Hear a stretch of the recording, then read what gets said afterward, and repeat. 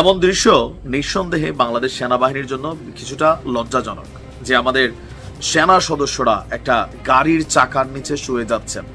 তাও একটা আর্মির যে গাড়িগুলো আছে অফিসারদের বহনকারী, সেই গাড়িগুলোর চাকার নিচে যে একদম বুকের উপর দেওয়া চাকা আপনি চালাইয়া যাইতে হবে, একদম জীবন দিয়ে ফেলবো। কেন? চাকরি ফিরে পাবার আশায়। আজকে প্রেস ক্লাবের সামনে যে প্রেক্ষাপট বা দৃশ্যপট আমরা দেখেছি, আমি মনে করি এটা সেনাবাহিনীকে বা আমাদের যারা সাবেক সেনা সদস্যরা আছেন বরখাস্ত হয়েছেন, আপনাদেরকে একসাথে বসে এটা শর্ট আউট করা দরকার। কারণ এগুলো সেনাবাহিনীর দুর্বলতা প্রকাশ করে। যদি আপনাদের দাবি ন্যায্য হয়ে থাকে, যদি আপনারা লিগেল হয়ে থাকেন, আমরা আশা করব সেনাবাহিনী বিষয়টাকে মূল্যায়ন করবে। তবে এই মুহূর্তে বাংলাদেশে মব জাস্টিসের একটা দৃশ্য সব জায়গায় আছে, মানে জোর করে অনেক কিছু করারও প্রবণতা আছে। 10 জন হয়তো নিরপরাধী, বাট একজন অপরাধী, সেও কিন্তু এর মাঝখান দিয়ে গিয়া নিরপরাধীদের সাথে ঢুইকা নিজের অপরাধকে ঢাকার জন্য কিন্তু চেষ্টা করছেন।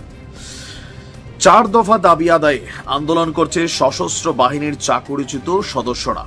এর অংশ হিসেবে আজকে বিকেলে জাতীয় প্রেস ক্লাবে তাদের একটা বৈঠক হয়েছিল সেনা কর্মকর্তাদের সঙ্গে। তবে বৈঠক ফলপ্রসূ না হওয়ায় তারা কর্মকর্তাদের গাড়ি আটকে গাড়ির সামনে শুয়ে পড়েন। এই যে আপনারা শুয়ে পড়লেন, এইটাতে আসলে কি আদায় হবে? আপনাদের দুর্বলতাই তো প্রকাশ হলো। আচ্ছা, সেনাবাহিনীর চাকরি আপনি রিটার্ন নিবেন এভাবে গাড়ির চাক্কার তলে শুইয়া? এটা হবে ভাই? এটা তো একটা বাচ্চা টাইপের অ্যাক্টিভিটিস হয়ে গেল না? আজকে বিকেল 4:15টার দিকে জাতীয় প্রেস ক্লাবের ভেতরে এই ঘটনা ঘটেছে। এর আগে দুপুর 2টা থেকে সেনাবাহিনীর ঊর্ধ্বতন কর্মকর্তাদের সাথে বৈঠক করেছেন আন্দোলনকারীরা। তো তাদের 4 দফা দাবি কি? চাকরিচ্যুতি সময় থেকে অদ্যাবধি, মানে আজকের দিন পর্যন্ত সম্পূর্ণ বেতন ভাতা এবং অন্যান্য সুযোগ সুবিধা তাদেরকে দিতে হবে যেগুলো জমা আছে, প্লাস তাদের চাকরিটা আবার পুনর্বহাল করতে হবে। এটা হচ্ছে নাম্বার 1। নাম্বার 2, যদি কোনো সদস্যের চাকরি পুনর্বহাল করা সম্ভব না হয় তাহলে তাকে সরকারি সব সুযোগ সুবিধা সহ সম্পূর্ণ পেনশনের আওতাভুক্ত করতে হবে।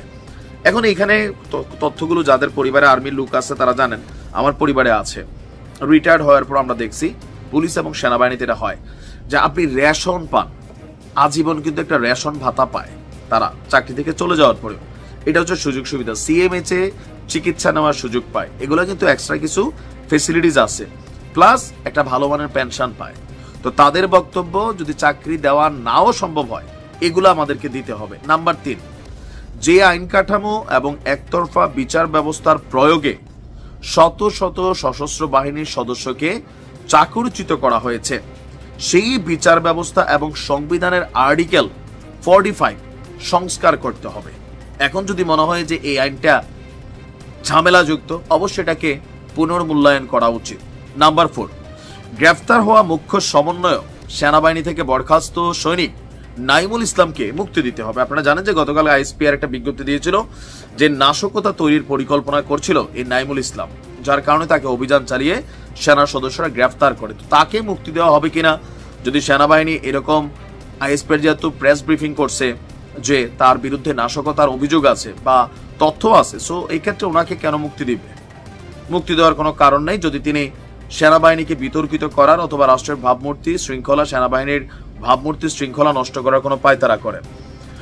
এখানে চাকরিচ্যুত সৈনিক হিসাবে আজকে 3 বাহিনী মিলিয়ে প্রায় 600 জন, তাদের বক্তব্য তারা চাকরিচ্যুত হয়েছে। বাধ্যতামূলক পেনশনে পাঠানো হয়েছে অনেককেই, কোর্ট মার্শাল করে চাকরিচ্যুত করা হয়েছে। তো তাদের বক্তব্য, অন্যায়ভাবে চাকরিচ্যুতি আমরা মানি না।